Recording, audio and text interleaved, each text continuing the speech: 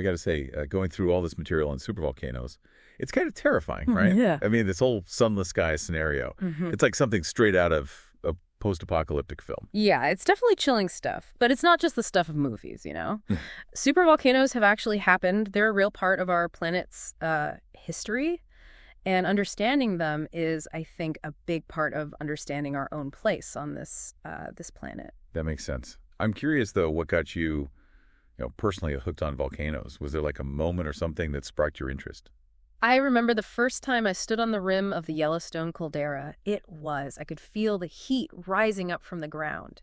And it was like, wow, this incredible power just beneath my feet. I think that was the moment it really hit me, the sheer power and the mystery of these things. Wow.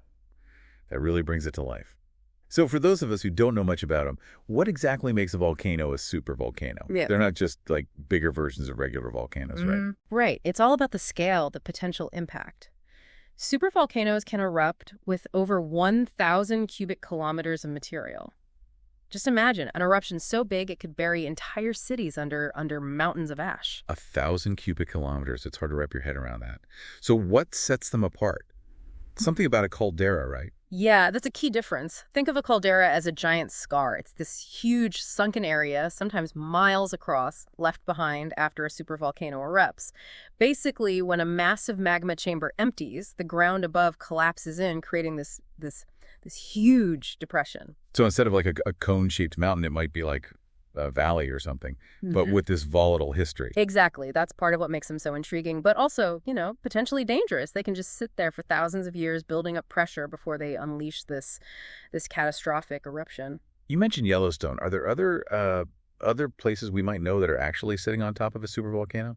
Yeah, Yellowstone is a good example, but there are definitely others, like Toba in Indonesia, for instance. These spots often have things like, geysers and hot springs, all signs of the intense heat and pressure building up below. It's amazing how these places can be so beautiful, but also potentially so dangerous. Yeah. You mentioned Lake Toba, and I was reading about its eruption 74,000 years ago.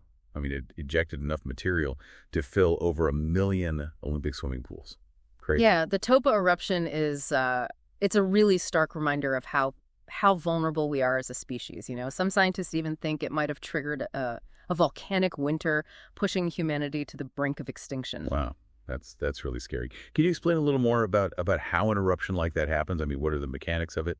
Right. So imagine the Earth's crust as this thin membrane holding back all the pressure from the molten mantle beneath. It's a delicate balance, and when it shifts, the results can be catastrophic. With a supervolcano, you have these massive magma chambers filled with molten rock and gases, and they build up pressure over thousands and thousands of years.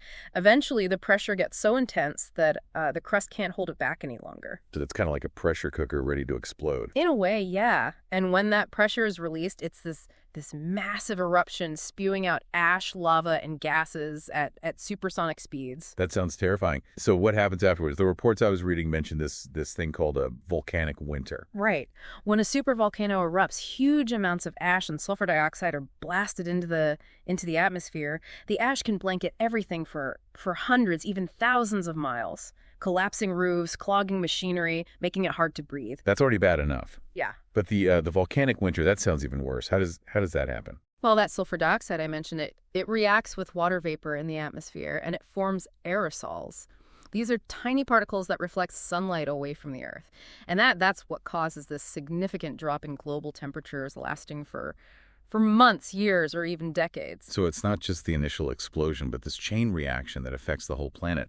What kind of impact would it have on life, like on plants and animals and us? Imagine a world where the sun's rays are dimmed, the temperature plummets, and crops can't grow. That's the reality of a volcanic winter. Plants need sunlight to photosynthesize, so they would wither and die. Animals without food or warmth would face mass starvation and extinction.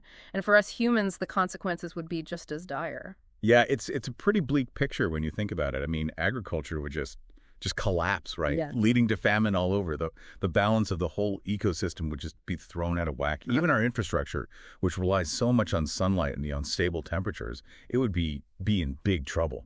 It really is a stark reminder that everything on this planet is connected. Yeah. And that we're pretty vulnerable when that balance is disrupted. Right. Even though the scale of a supervolcanic eruption is hard to imagine, we've seen some smaller examples of these impacts. Oh, yeah, definitely. Even smaller eruptions can give us a glimpse into what might happen, like the 1815 eruption of Mount Tambora that caused what they called the year without a summer. Global temperatures dropped, crops died, and there was a lot of suffering. And that wasn't even a supervolcano. Wow. Makes you wonder, like, how can we even prepare for something like that? I mean, is there anything we can do to reduce the risk?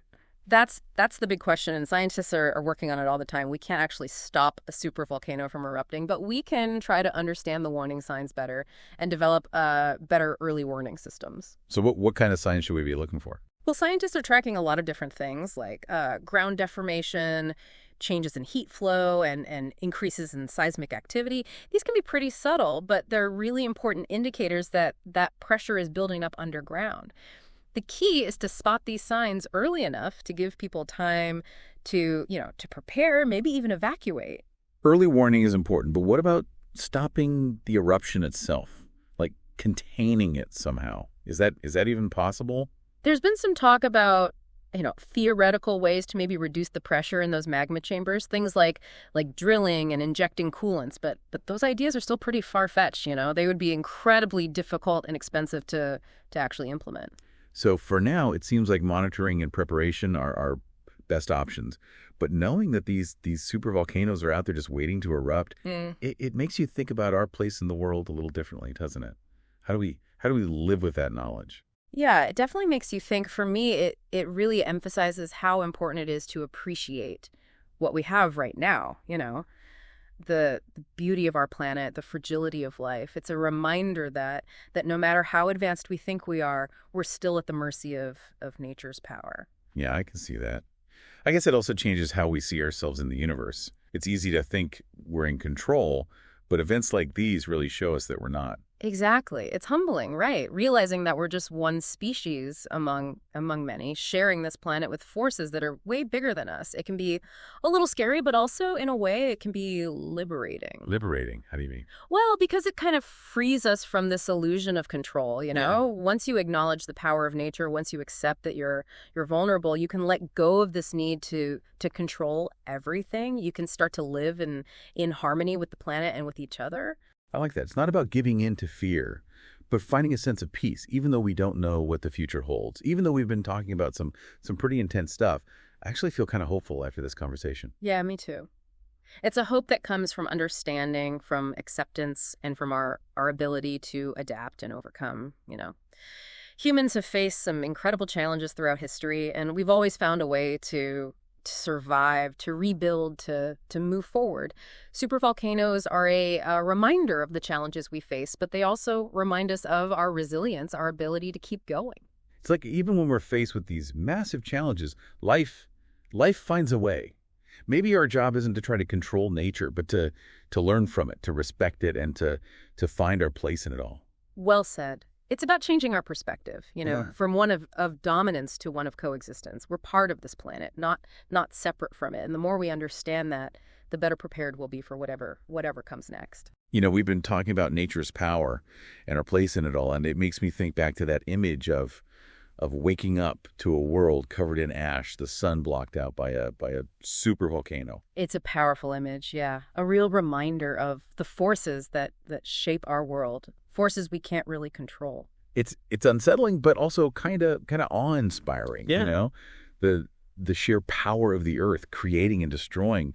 It's a force we can never really tame. It is amazing how those destructive forces are also creative forces. Volcanic ash, it's devastating at first, but eventually it breaks down and actually enriches the soil, makes it more fertile in the long run. It's like nature's cycle of destruction and renewal. It makes you think maybe what we see as a catastrophe is actually part of something bigger, more complex, a process that leads to renewal, even greater diversity of life. Exactly.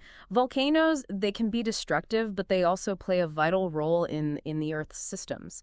They've shaped landscapes, created fertile land, even influenced our atmosphere over millions of years. Without them, the Earth would be a very different place. So it's not about being afraid of these forces, but understanding them, respecting them, maybe even appreciating the role they play in the bigger picture. I think that's a really important point. Knowledge is power, right? Even when we're dealing with something as powerful and unpredictable as a supervolcano, the more we understand them, the better we can prepare, adapt, and ensure the survival of our species and all the other species that share this planet. It's a call to action, in a way, to support scientific research, invest in early warning systems, and try to really understand our planet and our place in it. Absolutely. It's about recognizing how connected we are to the Earth and everything on it. It's about moving past fear and embracing a sense of wonder and responsibility. So as we wrap up this deep dive into supervolcanoes, I want to leave you with this thought. Imagine that scenario again, waking up to a world without the sun. But this time, instead of focusing on the fear, try to feel a sense of awe. Awe at the power of nature, awe at the resilience of life, awe at the mystery and wonder of it all. And let that awe inspire you to live more fully, more consciously, more gratefully, to appreciate what you have, to connect with nature, and to help create a future where humanity and nature can thrive together. Because in the end, that's the most important lesson we can learn from these volcanoes. We're part of something so much bigger than ourselves, a story that's been unfolding for billions of years. Let's embrace that story and make our contribution a positive one.